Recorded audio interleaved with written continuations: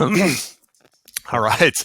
Well, welcome everyone to yet another edition of Three Plastic Surgeons and a Microphone. As always, I'm joined by my two co-hosts, Dr. Sam Rhee in Paramus, New Jersey, who's at Bergen Cosmetic, and Dr. Salvatore Pacella in La Jolla, California, who's at San Diego Plastic Surgeon. I'm Sam Jejurikar. Today, we are very lucky to be joined by one of the busiest body contouring surgeries in the Northeast, Reza Kordestani, who's in the Washington D.C. area, actually practicing in McLean, Virginia. I've known Reza for years from the time that he was in Dallas, and I'll get into his introduction a little bit more. But before we get into the meat of the program, let's do the nitty-gritty and do our usual disclaimer. Gents, take it away. You got it. Thank you. This show is not a substitute for professional medical advice, diagnosis, or treatment. This show is for informational purposes only. Treatments and results may vary based on circumstances, situation, and medical judgment after appropriate discussion. Always seek the advice of your surgeon or other qualified healthcare provider with any questions you may have regarding medical care, and never disregard professional medical advice or delay seeking advice because of something in this show. Perfect. So for our viewers and who don't know Dr. Kordestani, a little bit about him. He did his undergraduate studies at Duke, much like Dr. Rhee, so I'm sure Dr. Pacella and I will have an opportunity. Not a great time to be saying that, gentlemen, with the NCAA tournament having gone the way it did for y'all. Michigan didn't even make the tournament, so I can't say much. Then Reza went to Dartmouth Medical School, and then I got to know Reza when he trained in what some say is the best plastic surgery residency in America, UT Southwestern. The three of us would say Michigan, of course, but it's controversial. But got to know him well, recognized from early on that he's an exceptional talent, not only surgically, not only through his thought processes, but through his sense of humor. One of my favorite moments was when he was near the end of his training, when I saw an epic boomerang where he was wearing teal scrubs with another famous plastic surgeon, Rod Rourke, and they were boomeramming a high five back and forth. It was one of my favorite things I've ever seen on social media. Reza made his way out there. Oh, those were good times. Yeah. The man still talks about you all the time, by the way. So, Reza's made his way out to D.C., where he rapidly has built a reputation for himself doing all things body contouring, tummy tucks, breast surgery, liposuction, Brazilian butt lifts. And I felt like there's been some similarities in my practice and Reza's practice. And I've seen a lot of his results and been kind of blown away by the results. So we asked him to be on this program so he could kind of discuss his philosophy towards body contouring surgery. So I guess, where I'll start off, Reza, is, we've had a lot of these podcasts talking about body contouring, but things that I've noticed that are sort of different about your practice and different about your results. First, I noticed that you spend a lot of time talking about post-operative care, specifically lymphatic massage, compression garments, and you show results just a few weeks out from surgery that are really, really good. So can you share with our viewers sort of what you think are sort of the mainstays where it's getting a great result, whether it's liposuction, BBL, or a tummy tuck? Yeah, I think, and this wasn't particularly discussed with us in residency either, but it seemed to me when I got started, some of the patients were asking me about these lymphatic massages and drainage massages. And that kind of caused me to look into them and speak with some of these lymphatic massage therapists, or they call them the post-op care therapists. So different names for them. They're not really licensed and board for them or anything of that nature, but they spend a lot of time trying to get the fluid out, the like surface fluid from liposuction cases to open drain holes. And speaking with them and kind of looking into things that, for instance, Alfredo Hoyos does, it became very evident to me that there was a lot of things that I needed to learn about these. So usually, I think it all varies on the aggressiveness of your liposuction. If the liposuction is very aggressive, there are more chances for scar tissue to form, abnormal adhesions to form. And much like hand therapy, when we were very accepting of that, where right after surgery, in order to prevent abnormal adhesions and scar tissue from forming and stiffness, we have somebody start hand therapy very quickly. And I think the post-op care, from what I initially heard about Alfredo Hoyos, is he has them right after surgery. He puts in drains, which I started to do with the liposuction. And leaves them in. This is secondhand knowledge from someone speaking with his main therapist. 10 days he leaves the drains in. Every day they come in, they get gentle lymphatic massage done to drain all of that fluid out. They do some amount of taping of the skin too with KT tape, which I haven't actually ventured into because there's of course a risk of blistering them. And there is he uses compression. He uses the 360 wraparound foam. I'm told 2 of them on top of each other, and then the faja garment on top. And then in order to keep the drainage holes open, they use like Vaseline. I just use bacitracin ointment, which I can give a similar result. But it's to keep that area from healing up, so that they can continue draining. So Reza, quick question for you. So you're talking about putting drains in, just doing standard liposuction. How long is a drain? How do you put it in? Do you sort of put it in with a blunt instrument? Because for our viewers out there, oftentimes when we use drains, it's with a larger open surgery. It's fairly easy to place. We place it through or right next to the incision. So it can be a little bit of a challenge to put drain in for liposuction. Correct? Yeah, absolutely. For the back, I use an access incision right at the top of the gluteal crease. And in that area, it's a short drain. And that's mainly to keep that area open. I only leave that one maybe 6 days or so. Sorry to interrupt. Is that a closed? Yeah, it's not a closed section. section. I used to use closed suction in that area.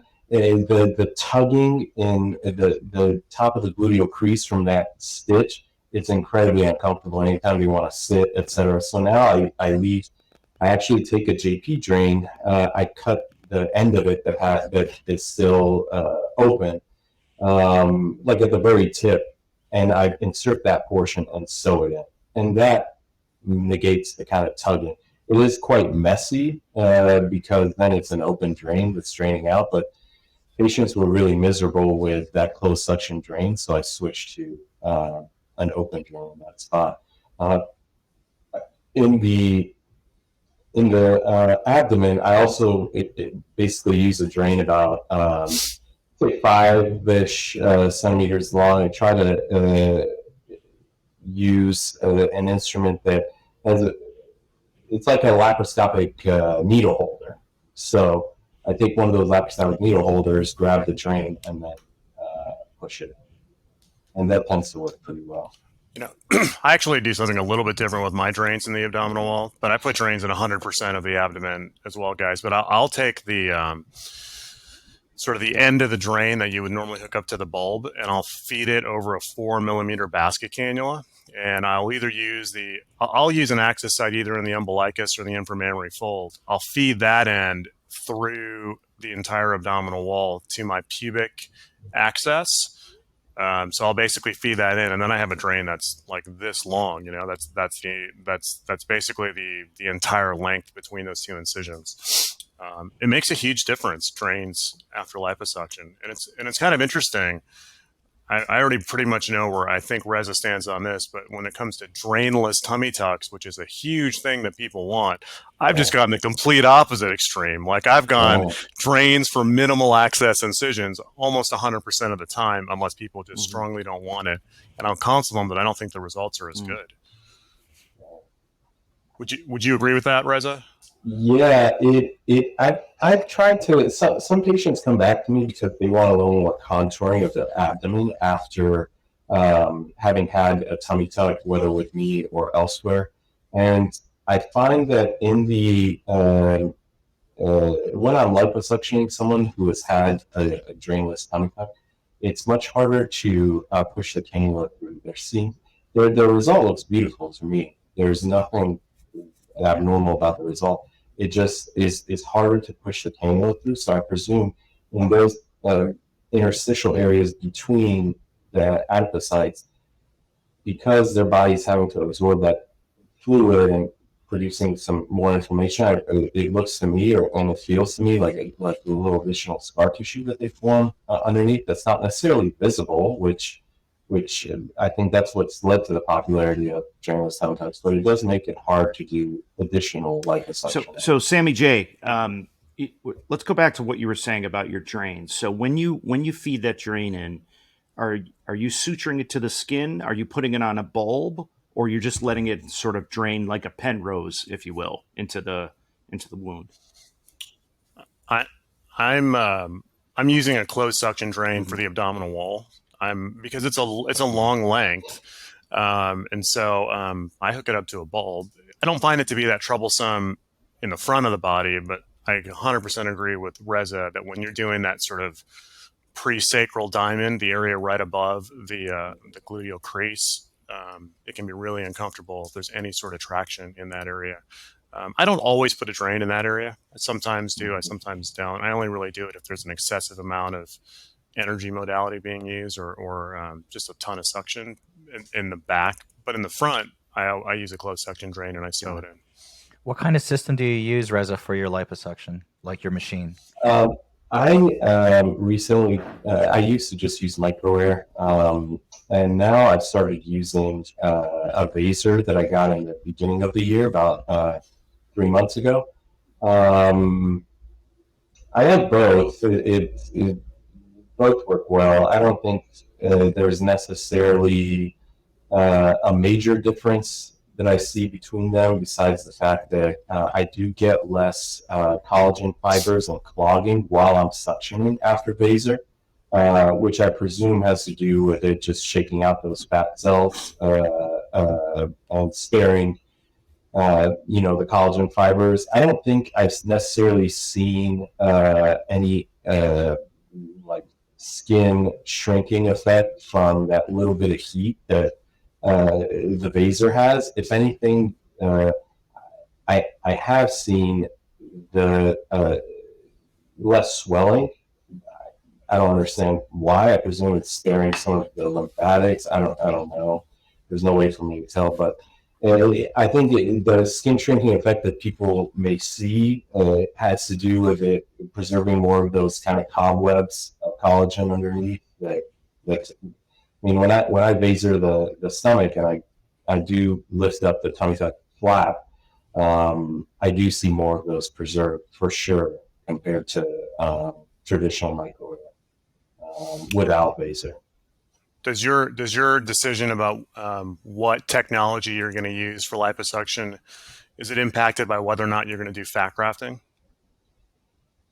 I've started actually using it on everyone, the Vaser, mainly because I found that with the when I was doing fat grafting and I was using the Wells Johnson HVP system, I was noticing that if I was injecting the fat with a 4mm basket, that it would tend to clog, like the alarm would come on for the pressure being too high. And it wasn't necessarily the amount that was injecting into the buttock that was causing that. It was just that it was clogging a 4mm basket. And that's just those collagen fibers that were coming out before I was using Vaser. But now I'm able to use the smaller cannula, just like a 4mm Mercedes, after using the Vaser, and it goes in very smoothly. It's much smaller globules of fat. They're still intact fat. I mean, I've taken them out, and there's no major oil layer that I see. And it goes in very smoothly without all those fibers clogging the injection. What about you guys? Do you guys like Vaser, or do you guys use any? What is your thought in terms of using energy modalities and then fat grafting? Pacella, Rhee, any thoughts on this? You're muted. So I'm usually doing. I'm not usually doing massive amounts of liposuction cases. I'm usually doing it in the setting of an abdominoplasty or something like that. So I've found in my practice the most efficient way to do that is just simple power assisted liposuction. Vaser, when I've used it before, it almost takes a significant more amount of time. You have to pass the Vaser first, and then do the liposuction. And I've found that I've gotten equally, if not better, results with just simple power, just a tool I've used for many years. I don't really do anything different if I'm using that for fat transfer either, because I hook up the power assisted lipo to my fat grafting reservoir, and it seems to hold. It seems to do well. And I'm doing fat transfer not only for cosmetic breast surgery, but for also facial surgery and breast cancer reconstruction as a second or third stage. And I've found the fat to be very viable and useful in the setting of power assisted. I mean, Sam? I've stuck with power assist, but it's not for any other reason than that's the system I've had, and it's worked pretty well for me. I know you like Vaser, Sam, so I just can't really comment on it. I've always stuck with power assist too. But I think Rez is. Oh, I almost forgot though. But Rez is right. There is a fair amount of collagen fiber and stuff that you do have that does collect with power assist when you are doing fat grafting, and so it's just interesting to hear that you don't see that in Vaser. Maybe it's just more macerated or it's more of a clean cut. I'm not sure about that. Yeah. Well, I totally agree with Reza's observation, because it's really interesting, because years ago we were sort of led to believe that if you used energy with fat grafting, that fat wouldn't be viable. And now I actually think it might be better, because it's less bloody when the fat's coming out. I mean, I don't know, but I find that my fat grafting results probably are a little better with Vaser. So I use it on almost 100% of cases at this point. I really don't use power assisted much, but I really like Vaser. I also saw, Reza, that you were talking about your use of Renuvion a little bit too. Mm-hmm. So do you use a lot of radio frequency in your cases? There's some cost to it, but I do feel like it wasn't working well for me when I had the Renuvion before I had the Vaser. To be honest with you, it really wasn't working that well for me without the use of Vaser. I think because as soon as I'd be done with the liposuction, there would be a fair amount of blood just because of the aggressiveness of the lipo. And that blood tended to clog the Renuvion system very easily. So once I started using the Vaser along with it, where there's less subcutaneous blood after that, it barely clogs that Renuvion system. And in my hands, looking back, I would only use Renuvion if I had the Vaser. Okay.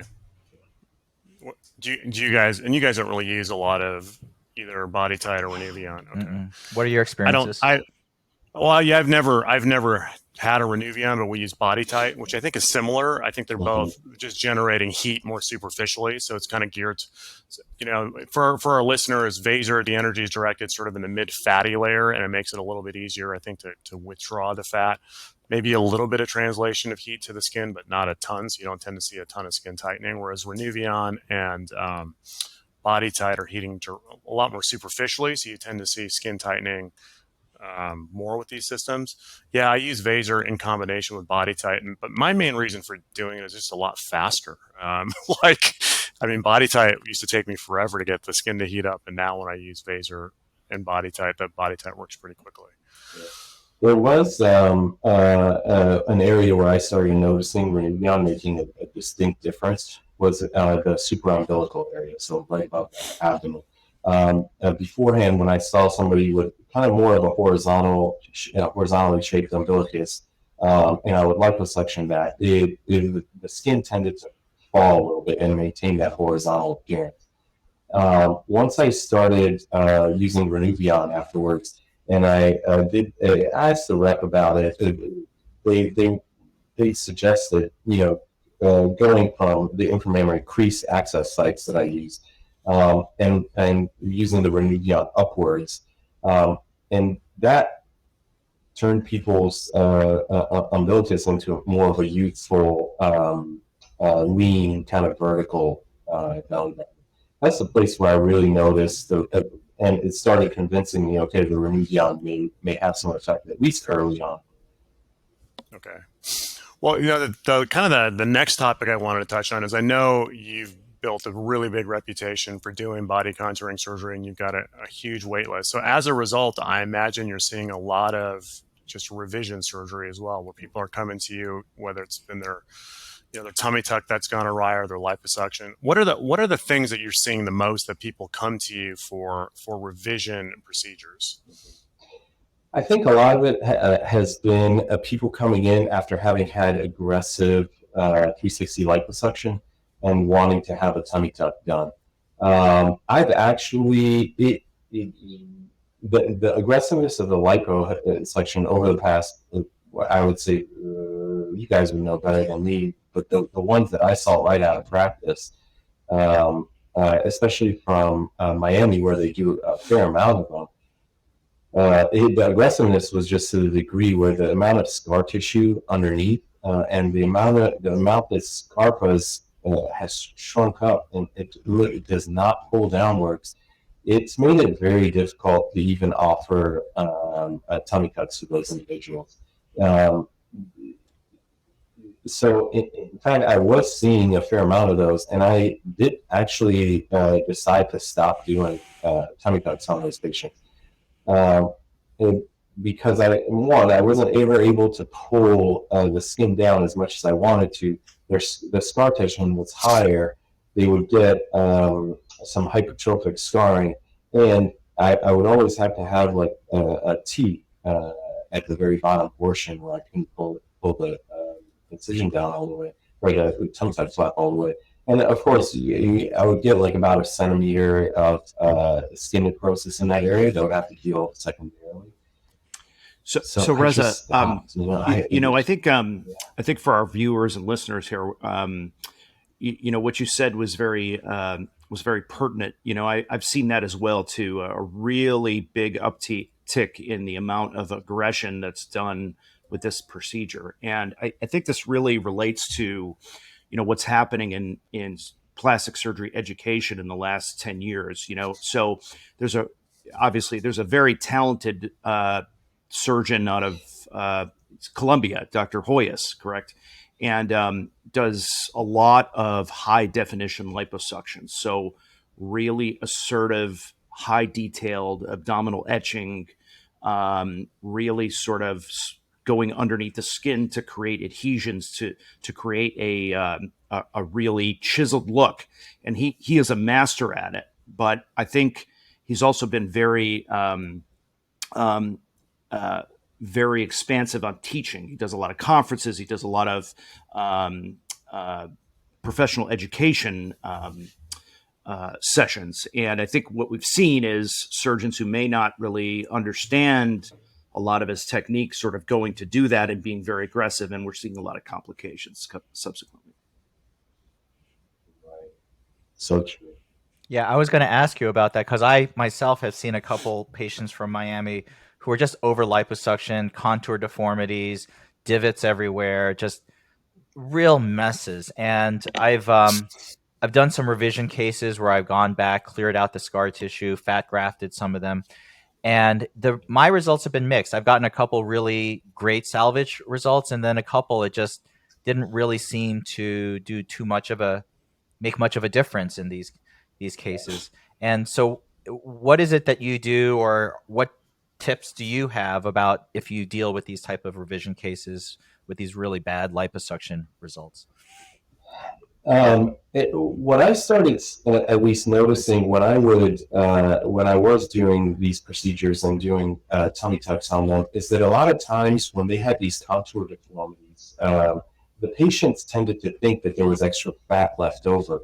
But what I really saw when I put the, look under the hood, so to speak, what was happening was that there was a circular a circular contraction of Scarpa's layer in focal areas, and it was causing the skin overlying it to bubble up and look like there was excessive fat there. But in fact, what I would do is go in and score Scarpas or remove it entirely in that spot, and it would unfurl the skin and allow it to redrape.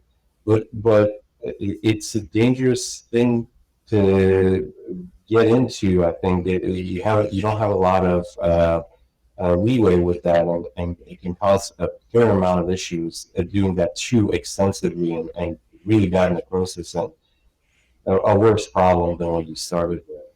Yeah, I mean, it's a scary thing to be excising Scarpas. For our listeners, you're basically removing, areas of blood supply to the skin. So in order to get the aesthetic result you want, you're potentially putting the patient at increased risk for healing issues. Absolutely. So you just say no to these patients now. You won't even operate on them. No, yeah, it's just. Wow, I wish I could do that. You don't know how to say no, Sam? I guess I'm just, I don't know. I guess I'm hungrier than Reza. I don't know. I don't know what it is. What about things like, inadequate muscle tightening or bulging of the abdominal wall, or contour irregularities from dog ears, things like that? Are you seeing things like that a lot too? A fair amount, and that you're bringing up a really good point, which is when at least what I saw with the way the skin is managed after abdominoplasties. Initially, I was taught to kind of pull the skin inward to keep the scar short, and pulling the skin inward at the flanks tends to cause a focal, in my hands at least, a focal area of tightness and then some laxity lateral to it. And a lot of things that I've seen is where it creates this bulge of tissue that's not necessarily a dog ear, more than rather it's more of a differential laxity. There's a band of tightness and then laxity lateral to it. So a lot of times what I'll do in those cases is go in and of course make the scar longer, but pull in a different vector. And that tended to really fix that issue. I also learned after I finished residency that, being very aggressive with the amount of fat removal with liposuction right over the iliac crest tends to help create that hourglass curve. And so, I just started being very aggressive in that area in order to make that happen. What do you guys do for that? Is that something similar? So I think the way I like to do tummy tucks to keep the incisions short is exactly what you mentioned, but in the opposite way. So, I think where I see things get into trouble is when you pull aggressively centrally and then try to peter things out. I think that creates a lot of redundancy of tissue laterally. So I start relatively snug and tight laterally and bring it out so it's a little bit lax medially. And, I think the important thing to understand in the abdominal wall is, when you look at a side profile, even in a swimsuit model, no one's abdomen is exactly flat. There is actually a tightness superiorly, and then a little bit of a pooch, and then it goes down and covers into the pubis. And there's a specific anatomic reason for that, which is the posterior rectus sheath. I do a lot of abdominal wall reconstruction, and when you have above the umbilicus or the arcuate line, you have the anterior rectus sheath and the posterior rectus sheath are equally solid. Below the abdominal wall, it's just the anterior rectus sheath, and that creates that little bit of a bulge inferiorly. So in my hands, when when I tighten up a little bit less centrally, it gives me a little bit of a cone that I can sculpt to make it look a little bit more aesthetically pleasing. Go ahead. No, you go ahead, Sam. I was going to say, I find what Reza does is similar to what I do in a lot of ways, in the sense that I do make my incision a little longer than I used to, because I think that on each side, I used to try to pull everything short, and I find that, for me, challenging. The other thing is I do way more liposuction over the iliac crest and lateral to my incisions, because I find what Reza finds, where you start pulling it over and it looks a little bulgy, and especially initially, I was always having to go back and recontour it a little bit, do a little bit more lipo in those areas. And now if I do more lipo to begin with, if I pull not as hard and let that incision go just a little bit longer, you sort of avoid that faux fullness, or faux dog ear, if you want to call it that. And that sort of helped me out a lot too. Yeah. I tend to do a lot more like Reza and Sam, but I think it's not, I don't think there's a right or a wrong way to do it. I think we have different patient demographics. We have different body types that people are looking for. I know enough about Reza's practice, Sam's practice, and Sal's practice to say that I think Reza and Sam and me probably are looking for patients that want to be curvier than patients that are seeing Dr. Pacella.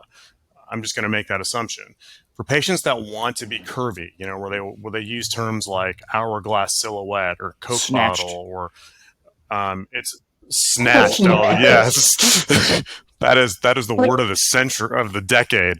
Yeah, if they want to be snatched, I don't find there to be a good way to limit the length of their incision. I think it's a combination of aggressive suction. I'm quick to do extended tummy tucks on where I'm actually starting the incision on the back to really make that love handle area, over the iliac crest go away. I do a lot of liposuction. I do a lot direct skin and fat excision over that area as well to bring it in. And I think it's just philosophically what our patients are looking for. I know plenty of really busy body contouring surgeons, both in Dallas and elsewhere, who have a different demographic than I do, who have patients that want to look a little bit straighter and maybe not so exaggerated, and they're able to limit the incisions a little bit more. I think that kind of dovetails nicely to sort of the end of this conversation. I know we've had sort of a kind of a freewheeling conversation, but it's nice to talk to four guys that do a lot of body contouring surgery and just sort of share their different philosophies and see where we're similar and see where we're different.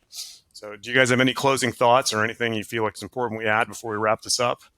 I would just tell patients to go check out Reza's Instagram. He has one of the best social media accounts out there. I think it's always really entertaining and good, informational, real, super real. So what is it, Reza, that you, and we'll also post it everywhere that we do our podcast. It's at drreza.k. Awesome. Well, Reza, thank you for your time. We know there's lots of other things you could be doing on a Sunday morning, so we're happy the invitation. Yeah, well, it's totally our pleasure. Well, until later, gents. It was always good to catch up. Excellent. Awesome. Bye. Thank you, Reza.